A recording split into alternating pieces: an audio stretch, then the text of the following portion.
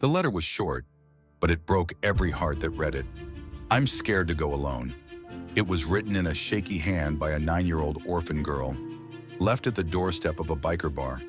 None of them expected what that one line would do to them. But the next morning, the world saw something unforgettable.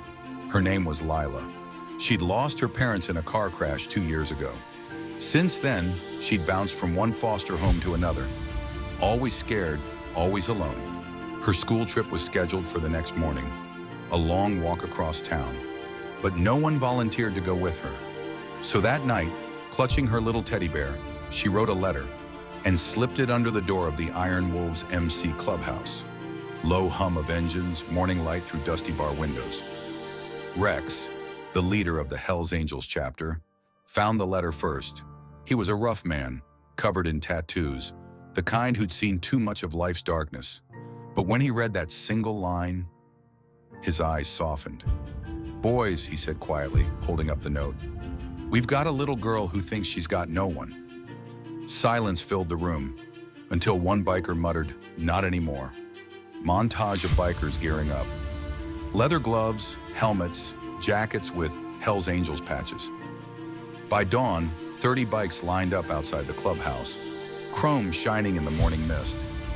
Rex revved his engine once and said, "We ride for family, even if she never met us." They weren't just riding for a kid, they were riding for every soul who ever felt forgotten. That morning, Lila stood by the orphanage gate, backpack ready, eyes down, scared. Kids passed by, laughing, ignoring her. She whispered to herself, "I'll just walk alone." But before she could take her first step, a thunderous roar echoed down the street. The sound of 30 motorcycles shook the ground beneath her feet. Bikers pulling in, forming a line.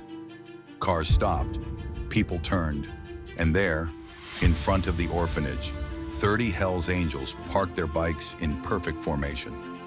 Lila's eyes widened, fear turning into disbelief, then tears. Rex stepped off his Harley, knelt to her level, and said softly, "You never have to go alone again, sweetheart."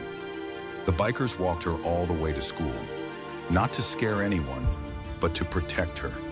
The sound of boots on the pavement was heavy, but the message was louder. You mess with one kid, you messed with all of us. That morning, every child watched in awe. Lila held Rex's hand, smiling for the first time in years. Photos of that moment went viral. News anchors called it the Ride of Love. Donations poured into the orphanage. And those bikers, they started showing up every month, bringing food, gifts, and laughter. Lila grew up surrounded by the sound of engines and the kind of love that never leaves. Because sometimes, angels don't have wings. Sometimes they wear leather, ride Harleys, and protect the forgotten.